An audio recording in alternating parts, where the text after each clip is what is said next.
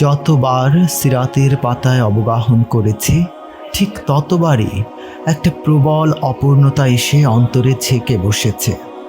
1400 বছর আগের মদিনা শহরের সেই কুপিবাতির আলোয়, ধুলোয় ধূসরিত গোধূলি আর মরু ঝড়ের মাঝে নিজেকে আবিষ্কার করার বড্ড শখ জেগেছে। আমার ভারী ঈর্ষা হয় সাহাবাদের প্রতি। কত সৌভাগ্যবান মানুষ ছিলেন তারা।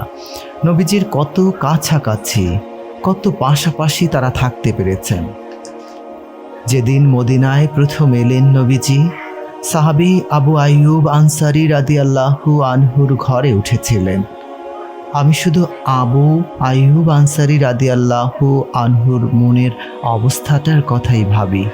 কি ভীষণ আনন্দে নেচে উঠেছিল তার মন যেদিন নবীজি সাল্লাল্লাহু আলাইহি ওয়াসাল্লাম তার ঘরে পা রাখেন। সবচেয়ে বেশি ঈর্ষা হয় আবু বাকারের প্রতি। নবীজি সাল্লাল্লাহু আলাইহি ওয়াসাল্লামের প্রতিটা ক্ষণে, প্রতিটা অনুষঙ্গে কি ভীষণভাবে জড়িয়ে আছেন তিনি। হিজরতের দিন নবীজি যখন তার কাছে এসে বললেন বেরুতে হবে, সম্মুখের ভয়, বিপদ আর শঙ্কার কথা ভুলে তিনি ডুকরে কেঁদে বলেছিলেন, সে এক অপার্থিব সুখের কান্না। উমর রাদিয়াল্লাহু আনহুকে আমার অতি মানব বলে মনে হয়।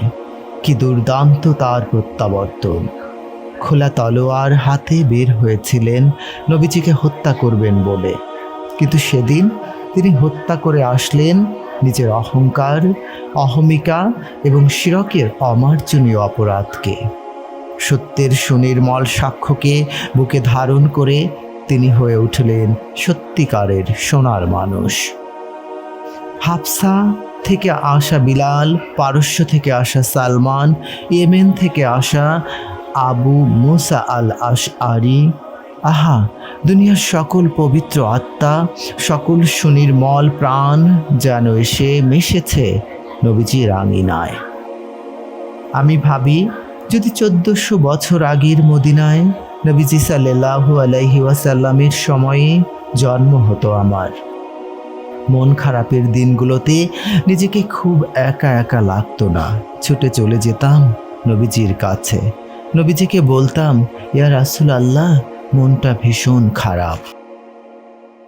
আমার মন খারাপের কথা শুনে নবীজির শুভ্র চেহারা ভরে যেত ভালোবাসার অনুকম্পায়। আমাকে পাশে বসিয়ে প্রিয়তম বন্ধুটির মতো মাথার চুলে আঙুল চালিয়ে জিজ্ঞেস করতেন, কেন তোমার মন খারাপ? ঘরে খাবার না থাকলে পরম ভালোবাসায় চলে যেতাম নবীজির কাছে। দয়ার নবীজি হয়তোবা তার ঘরেও পর্যাপ্ত খাবার থাকবে না, তবু সদা হাস্য মুখে তিনি বলবেন, তুমি বসো, আমি খাবার নিয়ে আসছি। ঘরে গিয়ে বেশ খোঁজাখুঁজি করে আমাকে দেওয়ার মতো তিনি কিছুই পাবেন না। মলিন এক চামড়ার থলেতে হাত দিলে 3টে খেজুর পাওয়া যাবে হয়তো। সেই 3টে খেজুরই হয়তো তার সেদিনের আহার্য হতো। খেজুর 3টে হাতে নিয়ে তিনি বেরিয়ে আসবেন। সেই শুকনো খেজুর আমার দিকে এগিয়ে দিয়ে বলবেন, এসো ভাগ করে খাই। খেতে খেতে হয়তো আমাকে শোনাতেন অমিয় বাণী, দুনিয়া তো ক্ষণিকের, আখিরাতেই হলো আমাদের অনন্ত সুখের জায়গা। মসজিদ আর নববীর প্রতিটি কোনায় কোনায় সাহাবাদের দল, কেউ তিলাওয়াতে, কেউ জিকির আজকারে, কেউ বা ইলমের চর্চায় ব্যস্ত।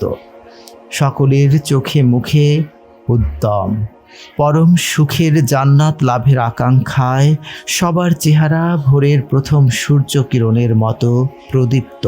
চোখের তারায় যখন সেই জান্নাত পিয়াসী মানুষগুলোর চেহারা আঁকি, এক নিঃসীম অপূর্ণতা ছেকে বসে মনের ওপর।